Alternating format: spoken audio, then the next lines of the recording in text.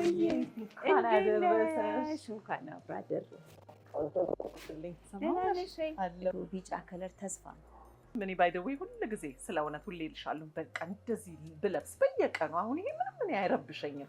ሰው ይረብሻል ምናምን ይላል አንዳንድ ሰው ያወፍረናል ይላሉ ብዙ ሴቶች። የደንበኛን ልብስ ኦርደር የተደረገ ልብስ አላስለካም በጭራሽ አላስለካም በጭራሽ። እና ትንሽ እሱ ላይ አንዳንዴ ከስተመሮች እንዴ በምን አይተነው ይላል፣ ትንሽ ይከፋቸዋል።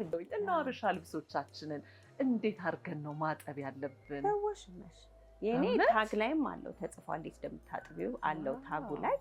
በቃ በወሽመሽ 15 ደቂቃ ይበቃው። እንኳን አደረሰን እንኳን አደረሰን እንኳን አደረሰን እንኳን አደረሰን እንኳን አደረሰን።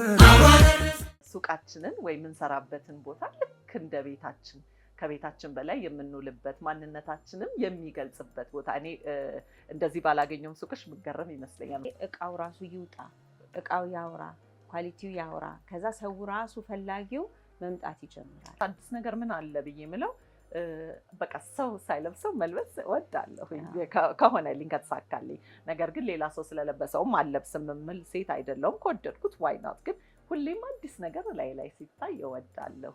ኮፒ መደራረግ እንደው ባህላችን ሆነ ልበልሽ።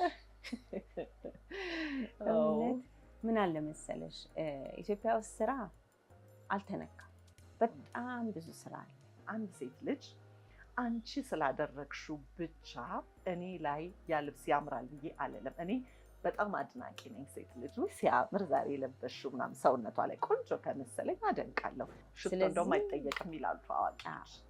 ሽቶ የአንድ ሰው ነው አይጠየቅም። ሽቶሽ ቆንጆ ነው እንጂ ምንድን ነው ተብሎ አይጠየቅም ስለተባለን እኔ አሁን አልጠየቅም። ሽቶሽ ቆንጆ ነው እላለሁ። ሸማኔም ይሰለቸዋል፣ ሰፊውም ይሰለቸዋል። ስለዚህ ሁሌ አዲስ ስትሰጫቸው ሁሌ ሞቲቬት ይሆናል። በቃ ዛሬ ምን እንስራ ምን እናምጣ፣ እነሱንም እተውላቸዋለሁ። ዛሬም እንደወትሮ ሁሌ በበዓል ዋዜማ የማደርገውን ነገር አብራችሁ እንድትከተሉኝ ስለፈለኩኝ ወደ ሰላም ሲቲ ሴንተር ዴሲና መጥቼ የባህል ልብስ የተዘጋጀልኝንና የቤቴን ማስጌጫ የትራስ ልብሶችና ቴብል ራነር ልወስድ መጥቻለሁ።